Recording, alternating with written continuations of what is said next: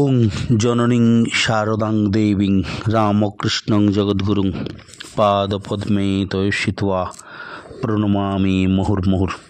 নমস্কার। নিবেদিতার ভারত দর্শনের আজ 227তম পর্ব। আমি আগের দিনে কথা দিয়েছিলাম নিবেদিতার দৃষ্টিতে ভারত দর্শনের ভারত উপাখ্যানের মধ্যে পড়ে রামায়ণ, মহাভারত, উপনিষদ, বেদ। নিবেদিতা এগুলিকে যে দৃষ্টিতে দেখতেন সেগুলি আমাদের ভীষণ নাড়া দেয়। ভারতীয় হিসাবে আমরা রামায়ণ মহাভারতকে সেভাবে পড়ি না, ঠাকুমা দিদিমার কাছ থেকে গল্পের আকারে শুনি বা টিভিতে সিরিয়াল দেখি মাত্র। তাই নিবেদিতার দৃষ্টির আলোকে শ্রীরাম ও সীতা চরিত্রের মূল্যায়নটা আগে করা দরকার। রামায়ণ নিয়ে শুরু করতে গেলে আমি রামায়ণ দিয়ে শুরু করতে চাইছি। ভারতের পুরাণে নিবেদিতার দৃষ্টি কতখানি তীক্ষ্ণ ছিল। এই নিবেদিতার ভারত দর্শন 226 পর্ব শেষ হওয়ার পরে আমার মনে একটা প্রশ্ন জাগে। অনেকের বিভিন্ন দিক থেকে বিভিন্ন প্রশ্ন আমার কাছে এসে পৌঁছায়। সে প্রশ্নের উত্তর দেওয়ার চেষ্টা করি।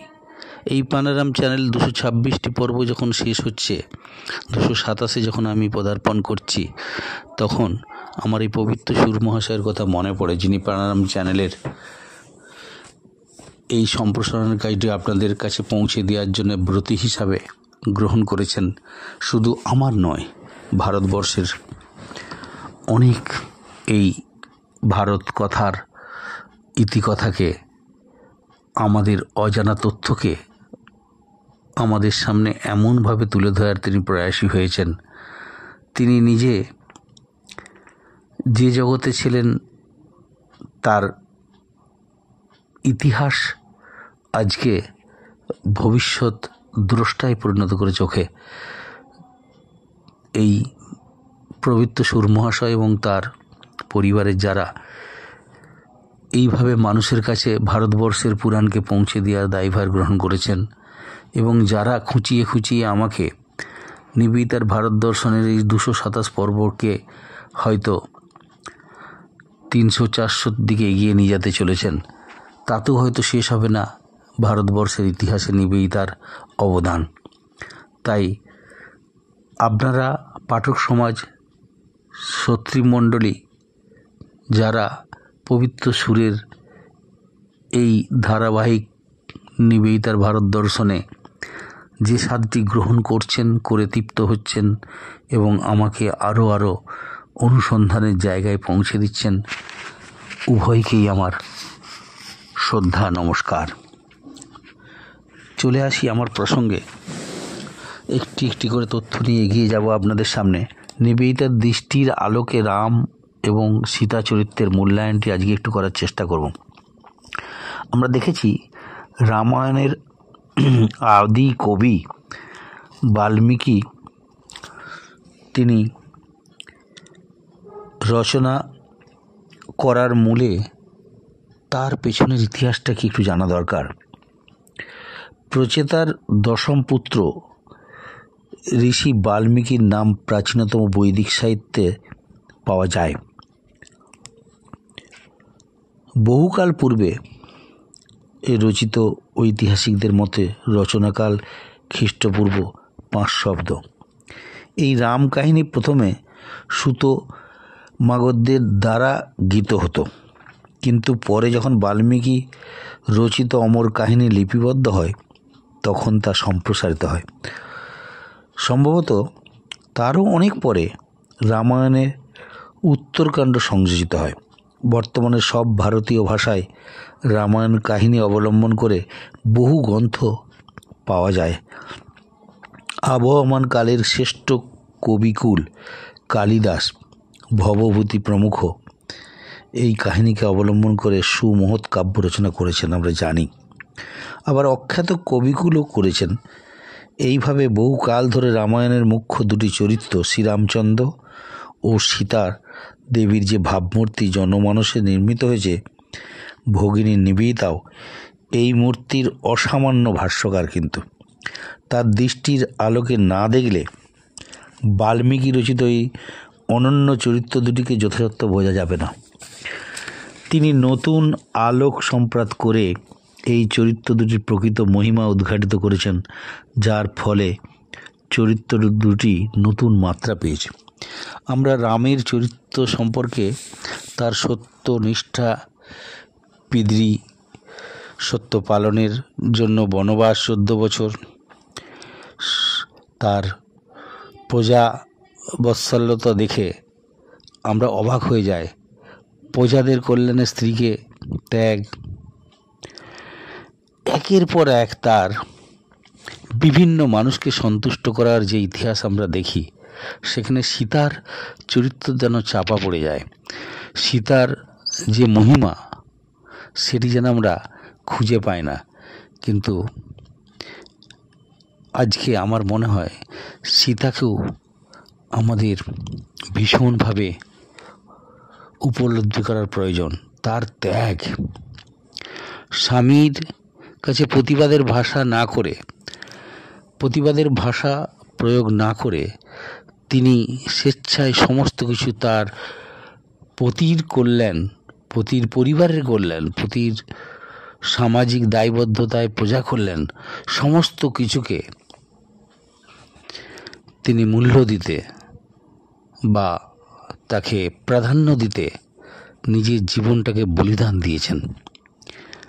সন্তান সহ কিভাবে বাল্মীকির সেই লবকুশকে নিয়ে শিক্ষাপ্রাপ্তি ঘটে, কিভাবে একের পর এক রাবণের ওখানে তার যে কষ্ট, এবং ফিরে আসার পরও পতিব্রতা নারীর সতীত্বের পরীক্ষা দিতে হয় তাকে,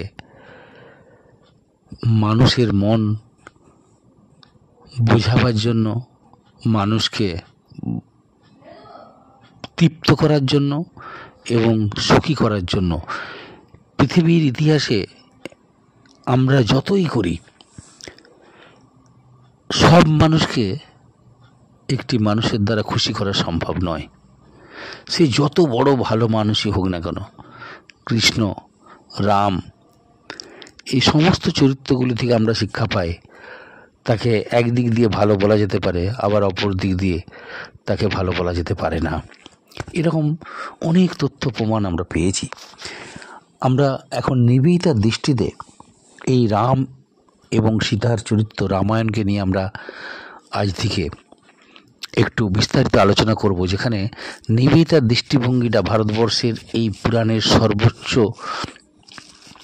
আলোচিত, সর্বোচ্চ শ্রদ্ধার জায়গায় যে দুটি ইতিহাস প্রসিদ্ধ রচনা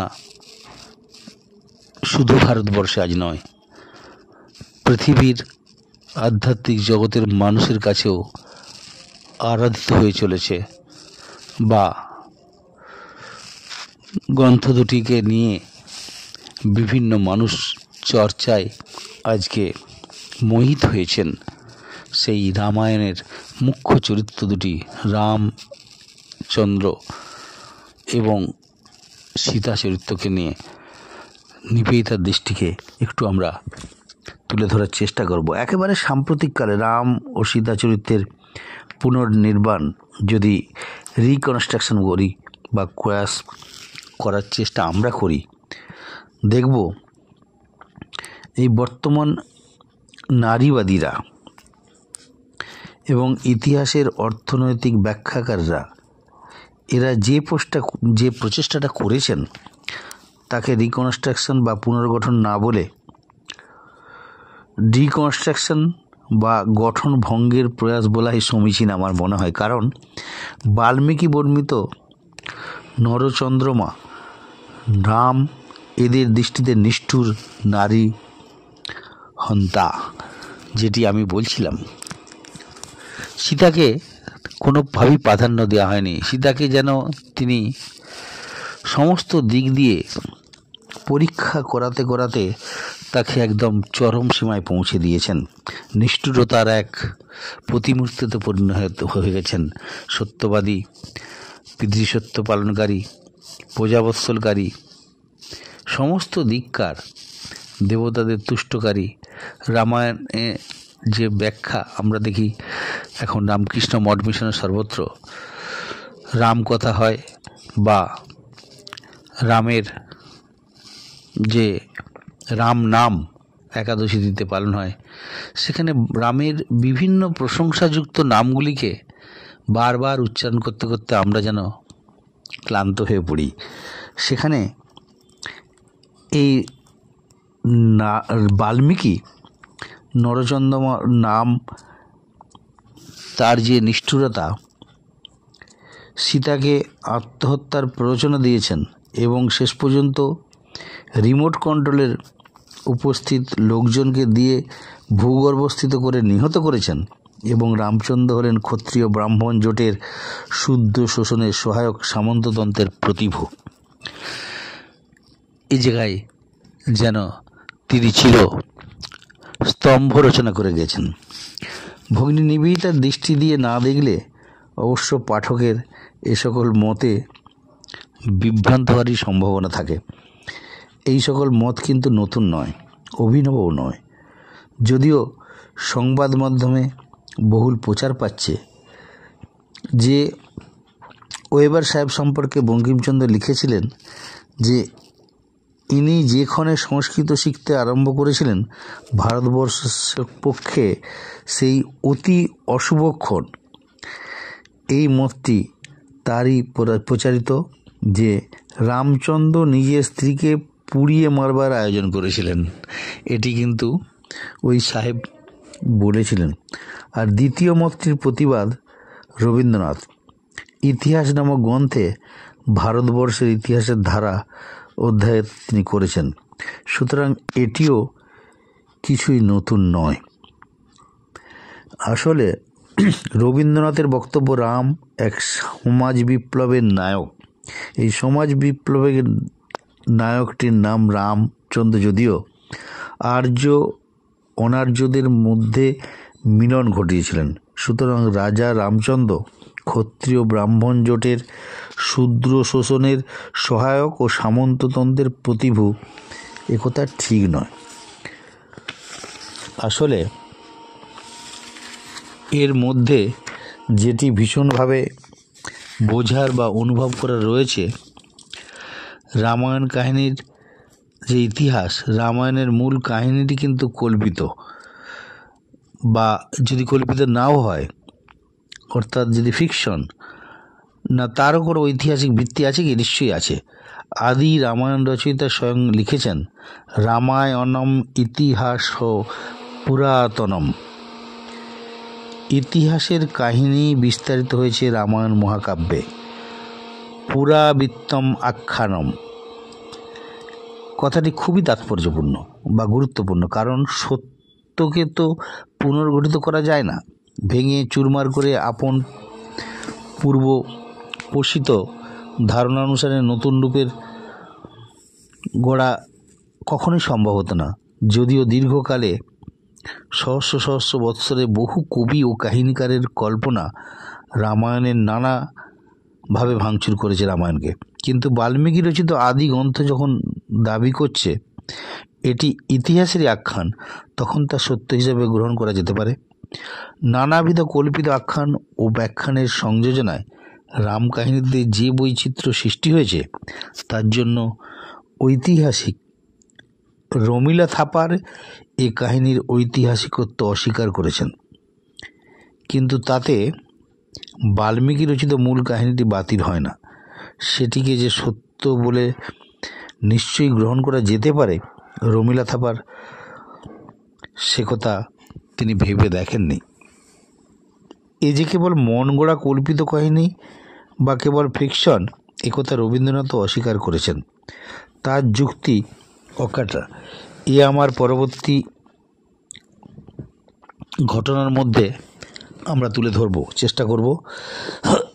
রবীন্দ্রনাথ তার মূল কথা হলো ভারতবর্ষ তার দুই মহাকাব্য নিজ সমগ্র প্রকৃতিকে উদ্ধার করে প্রকাশ করেছে। এটা নিশ্চয়ই যে ভারতবর্ষ রামায়ণে মহাভারতে আপনাকে আর কিছুই বাকি রাখে নাই। তার মতে এই জন্যই শতাব্দীর পর শতাব্দী যাচ্ছে রামায়ণ মহাভারতের স্রোত ভারতবর্ষে তার লেশমাত্র শুষ্ক হচ্ছে না। প্রতিদিন গ্রামে নগরে সর্বত্রই তার সমান সমাদর। বস্তুত সত্যের অমৃত স্পর্শ না থাকলে এতকাল ধরে সকল শ্রেণীর মানুষের হৃদয়তন্ত্রীতে তা এমন করে সুরঝঙ্কার তুলতে পারছে কি করে বলুন? রবীন্দ্রনাথের দেহাবসানের প্রায় 60 বছর পরে আমরা লক্ষ্য করেছি এই সমান সত্য তা প্রমাণিত হয়েছে যখন চিরকাল আগে দূরদর্শনে রামায়ণ কাহিনী প্রদর্শিত হচ্ছিল। সন্ধ্যের পরে যখন এই অনুষ্ঠানটা হতো, আমার মনে আছে সেই সকল অনেকেই ঘর থেকে বেরোতো না, রাস্তা শুনশান, রামায়ণ দেখবে। রামায়ণের এক একটি কাহিনী, মহাভারতের ক্ষেত্রে একই জিনিস ঘটেছিল। আমার মনে আছে সেই সময় আমরা ছেলেবেলায় রামায়ণের কাহিনী দেখতে খুব অভ্যস্ত ছিলাম। সমগ্র ভারত এই প্রদর্শনের সময় কিন্তু দূরদর্শনের সামনে স্থির হয়ে বসে একাগ্র চিত্তে দেখেছে মানব জীবনের সেই চিরন্তন অমৃত মধুর করুণার মহাকাব্যের চিত্তরূপ। পথঘাট সে সময় জনশূন্য থেকেছে, প্রাত্যহিক কর্মচাঞ্চল্য সেই সময় স্তব্ধ থেকেছে এবং সকল শ্রেণীর ও সকল ধর্মের মানুষই এটি আগ্রহ করে দেখেছেন, এটা অস্বীকার করার উপায় নেই। এখানে একথাও স্মরণ করা যেতে পারে যে বহির্ভারতের কোনো কোনো দেশে ধর্মান্তর ঘটে গেলেও আজও তাদের নাট্যকলা প্রদর্শিত এবং প্রদর্শনীর মূল বিষয় এই রামায়ণ। সুতরাং জ্ঞানচিত্তে এবং জনচিত্তে রামায়ণ বিষবৃক্ষ না হয়ে অমৃত মধুর ফল তার পরীক্ষা নানাভাবে পাওয়া যাচ্ছে বা নানাভাবেই হচ্ছে, প্রমাণও হয়েছে। জনচিত্রে এটি অমৃত মধুর বলেই গৃহীত হয়েছে, সেই জন্যই এর এত জনপ্রিয়তা। এ সত্যটি উদ্ঘাটিত করে রবীন্দ্রনাথ কিন্তু বলেছেন, ধন্য সেই কবিকুলকে কালের মহাপান্তরের মধ্যে যাদের নাম হারিয়ে গেছে, কিন্তু যাদের বাণী বহু কোটি নরনারীর দ্বারে দ্বারে আজও অজস্র ধারায় শক্তি ও শান্তি বহন করছে। শত শত প্রাচীন শতাব্দীর পরিমৃত্তিকা অহরহ আনয়ন করে ভারতবর্ষের চিত্তভূমিকে উর্বর করে রাখছে। রবীন্দ্রনাথ শেষ পর্যন্ত এই সিদ্ধান্তে পৌঁছেছেন যে এমন অবস্থায় রামায়ণ মহাভারতকে কেবলমাত্র মহাকাব্য বললে চলবে না, তা ইতিহাসও বটে। ঘটনাবলীর ইতিহাস নয়, কারণ সেরূপ ইতিহাস সময় বিশেষকে অবলম্বন করে ঘটে থাকে, এটা আমরা জানি। রামায়ণ মহাভারত ভারতবর্ষের চিরকালের ইতিহাস। অন্য যে সমস্ত ইতিহাস আমরা দেখি কালে কালে কতই পরিবর্তিত হচ্ছে, কিন্তু এই ইতিহাসের পরিবর্তন কিন্তু আমরা দেখিনি। ভারতবর্ষের যা সাধনা, যা আরাধনা, যা সংকল্প, তারই ইতিহাস এই দু মহাকাব্যের মধ্যে কিন্তু চিরকালের সিংহাসনের বসে বিরাজ করার মতো অবস্থায় রয়েছে। স্বামী বিবেকানন্দ ঠিক এই একই রকম কথা বলেছেন। 1900 খ্রিস্টাব্দে তিনি আমেরিকায় প্রদত্ত রামায়ণ শীর্ষক বক্তৃতায় বলেছেন, the question is not whether the story is history or not. We know that the ideal is there. Rabindranath তার মতে সেই কারণে রামায়ণের মহাভারতের যে সমালোচনা তা অন্য কাব্য সমালোচনাতে স্বতন্ত্র। কিন্তু রামের চরিত্র উচ্চ নীচ, লক্ষণের চরিত্র আমার ভালো লাগে কি মন্দ লাগে, এই আলোচনা কিন্তু যথেষ্ট নয়। স্তব্ধ হয়ে শ্রদ্ধার সাথে বিচার করতে হলে সমস্ত ভারতবর্ষ অনেক সহস্র বছর একে কিভাবে গ্রহণ করেছে, ইহাই সবিনয় এখন আমাদের বিচার করতে হবে। এই রামায়ণ মহাভারতকে নিয়ে অনেক ছোট ছোট কাহিনী তৈরি হয়েছে। এই রামায়ণ মহাভারতকে নিয়ে অনেক নাটক হয়েছে, অনেক যাত্রা হয়েছে, টিভি সিরিয়াল তো ছিলই। পাশাপাশি এই রামায়ণ মহাভারতকে কেটে টুকরো টুকরো করে অনেকে বিভিন্ন কাহিনীর অবতারণা করেছেন, তাতিকে বিভিন্ন চরিত্র সৃষ্টি করেছেন, আবার তাতিকে ভালো মন্দের বিচারগুলিকে রেখে নতুন নতুন কাহিনীরও জন্ম দিয়েছেন। ভারতের জাতীয় আদর্শ কিন্তু ত্যাগ এবং সেবা, এটা আমরা ইতিহাস সূত্রে পাই। বিবেকানন্দ বলেছেন ভারতবর্ষের জাতীয় আদর্শই হচ্ছে ত্যাগ এবং সেবা। রবীন্দ্রনাথ এই একই কথাই বলেছেন। তার নববর্ষ শীর্ষক যে কবিতা, তাতে রবীন্দ্রনাথ ভারতবর্ষের উদ্দেশ্যে বলেছেন, রাজা তুমি ন হে মহাতাপস, তুমি প্রাণের প্রিয়। কবি সেখানে আরও বলেছেন, দৈন্যের মাঝে আছে তব ধন, মৌনের মাঝে রয়েছে গোপন, তোমার মন্ত অগ্নি বচন, তাই আমাদের দিও। ভারতের বাণী ত্যাগের অগ্নিমন্ত, সেটি তার অমূল্য সম্পদ। সেই অমূল্য সম্পদ ভারতবর্ষের মানুষেরা অতি যত্নে হৃদয়ে ধারণ করে রেখেছে আবহমান কাল ধরে। রামায়ণের চরিত্রগুলো সীতা, রাম, লক্ষ্মণ, ভরত, অর্থাৎ সব কটি মুখ্য চরিত্র ত্যাগেই মহান হয়েছে। যদি আমরা ঠিকভাবে দেখি, রাম, সীতা, লক্ষ্মণ, ভরত প্রত্যেকের আচার আচরণের মধ্যে, ব্যবহারের মধ্যে, কথার মধ্যে প্রত্যেকেই কিন্তু সর্বোচ্চ ত্যাগের জন্য যেন দৃঢ় সংকল্প। এটি যেন ভারতবর্ষের সংস্কৃতি সভ্যতার মূল স্তম্ভ বলা যেতে পারে। তাকে সামনে রেখেই সবাই এগোচ্ছে। পরে কি ঘটছে কি ঘটবে সেটা বড় কথা নয়, কিন্তু এই আদর্শটাকে সবাই যেন আঁকড়ে ধরে এগোবার চেষ্টা করেছে। কঠিনতম ত্যাগের মর্ম ছেঁড়া দুঃখের তপস্যায় সেকালের চরিত্রগুলো লোকোত্তর মহিমা পেরেছে। এই কঠিন ত্যাগের সাথে তাদের যে দুঃখ তপস্যা, তার মাঝে এই চরিত্রগুলো সত্যি কিন্তু প্রত্যেকটি মানুষের মনে দাগ কাটে বা তাদের মনকে আলোড়িত করে যে তারা এই ত্যাগের মধ্যে নিজেদিকে কিভাবে যুক্ত করতে পারবে বা কিভাবে তারা এই ত্যাগকে নিজেদের জীবনে কাজে লাগাতে পারবে। এই জন্যই অর্থাৎ ভারতের জাতীয় আদর্শটাকে তুলে ধরার দরুনই রামায়ণ ভারতবর্ষের জাতীয় মহাকাব্য হয়েছে, এ বিষয়ে কোনো সন্দেহ নেই। ভারতে ভোগবাদের পরীক্ষা। ভারতবর্ষ বহু প্রাচীন দেশ, তার দীর্ঘ জীবনে সে পরীক্ষা নিরীক্ষা করে দেখেছে সব কিছু। ভোগবাদেরও পরীক্ষা হয়েছে। বহু বহু প্রাচীনকালেই রাজা যযাতির কাহিনীতে যা সুস্পষ্ট হয়েছে। যযাতি যখন ঋষি শাপে জরাগ্রস্ত হলেন, তখনও তার ভোগ আকাঙ্ক্ষা তৃপ্ত হয়নি। তিনি তখন কনিষ্ঠ পুত্র পুরুকে তার সম্মতিক্রমে আপন জরাভার অর্পণ করে সহস্র বছর ভোগ সুখে আরও তিনি ভোগ করতে চাইছেন, তাতে মগ্ন হয়ে রইলেন। ছেলের যৌবনটাকে নিয়ে নিলেন। তারপর বললেন, না, ভোগে তৃপ্তি নেই, ভোগের দ্বারা ভোগ বাসনা উপশম হয় না। অগ্নিতে ঘিয়াতি যেমন আমরা দিই, ঘৃত আহুতির মতনই এই ভোগও বেড়ে যায়। একটা সন্ধান পেলে আর একটার দিকে মানুষের মন এগিয়ে যায়। ভোগ এমন একটি জিনিস, ন জাতু কামানাম উপভোগেন সম্মতি, হবিষা কৃষ্ণবর্তিম ভুয়ো এভাবেই বর্ধতে। ভারতবর্ষ এই জন্যই কোনো দিনই ভোগের আদর্শকে বড় করে দেখেনি।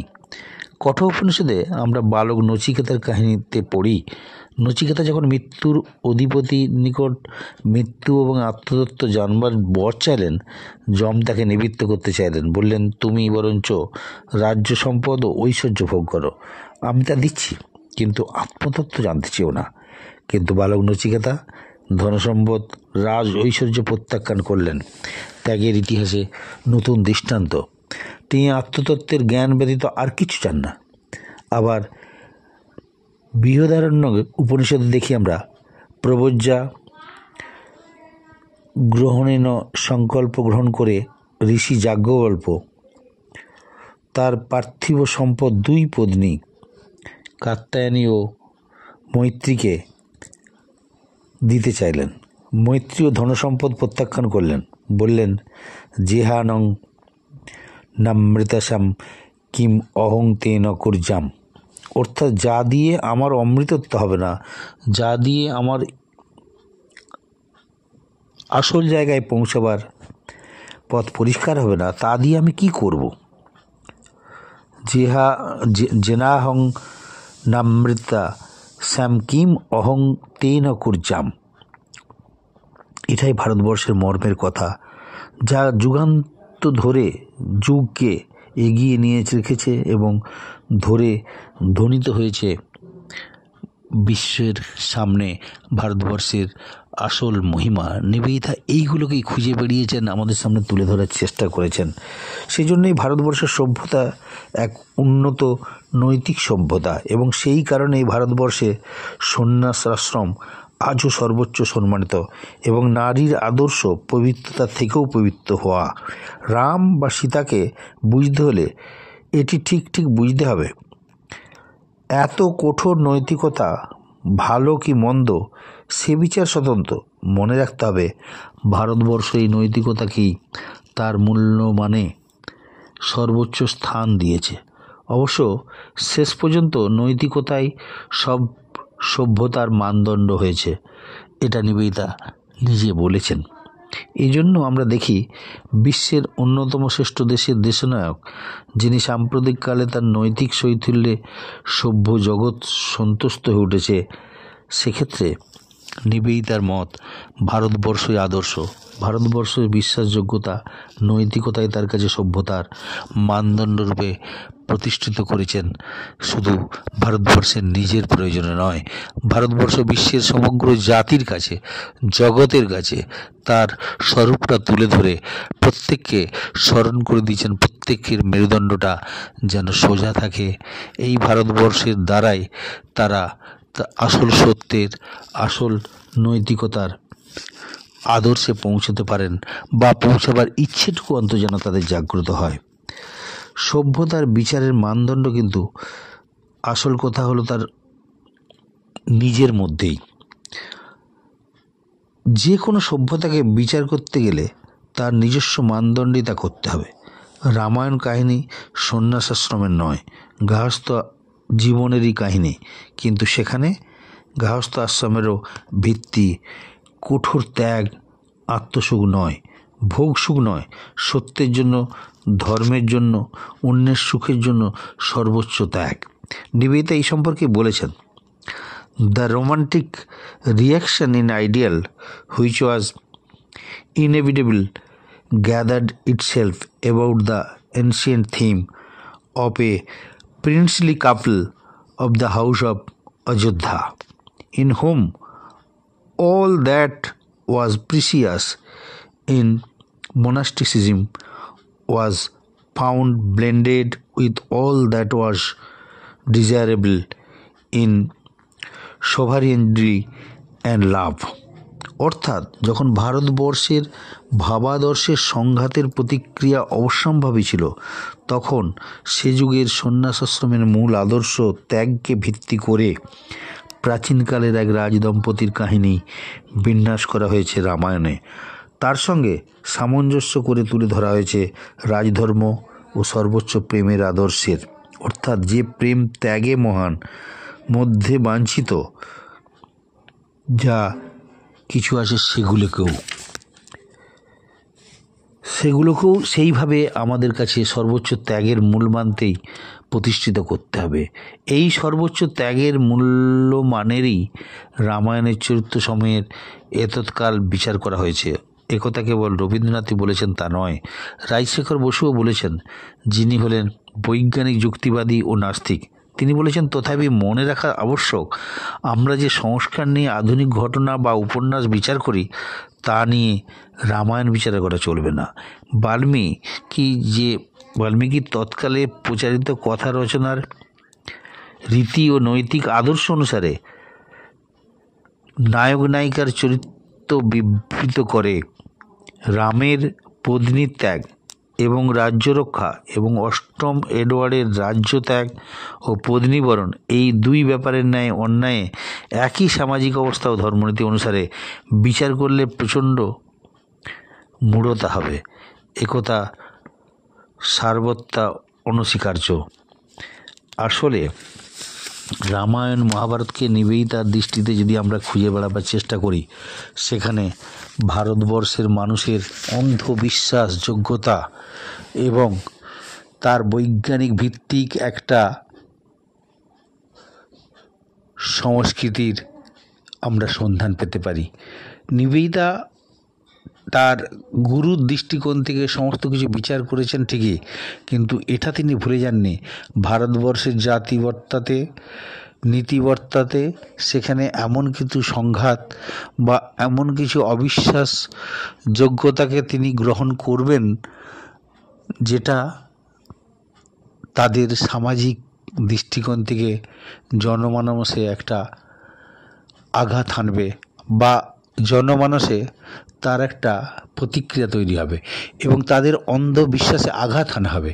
এটা যেন কোনোভাবেই না হয়। স্বামীজি বারবার নিবেদিতাকে সাবধান করে দিয়েছেন। নিবেদিতাকে বলেছেন, তুমি যতই শিক্ষিত হও, যতই নিজস্ব বুদ্ধিকে কাজে লাগাও, কিন্তু ভারতবর্ষের মানুষদের অন্ধ কুসংস্কারাচ্ছন্ন বিশ্বাসের মধ্যে কোনোভাবেই আঘাত আনার চেষ্টা করো না। তারা তাদের মতো সেই অন্ধবিশ্বাসকে নিয়ে আনন্দ থাকতে চায়।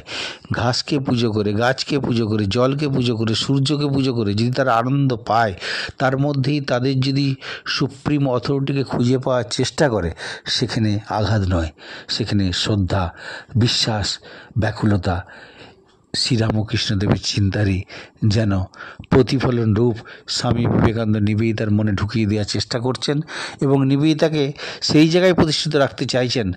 একজন ভারতীয়দের মধ্যে যে বিশ্বাস রয়েছে, যে ব্যাকুলতা রয়েছে, সেটিকে সামনে রেখেই যেন নিবেদিতাও ভারতবর্ষকে দেখার চেষ্টা করে।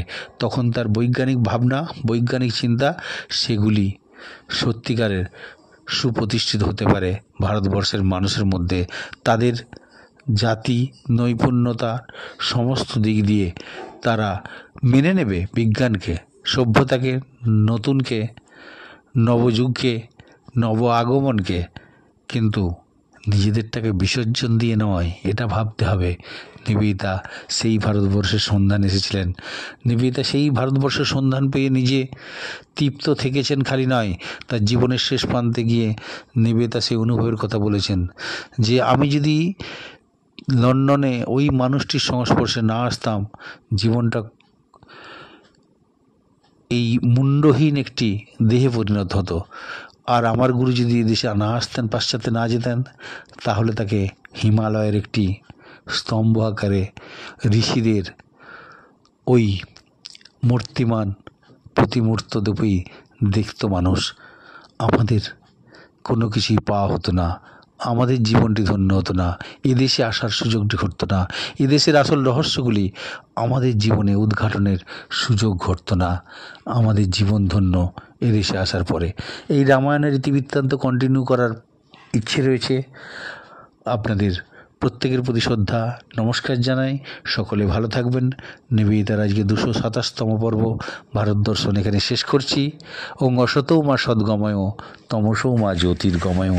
ওং শান্তি শান্তি শান্তি হরি ওং তৎসৎ। শ্রীরামকৃষ্ণ অর্পণমস্তু।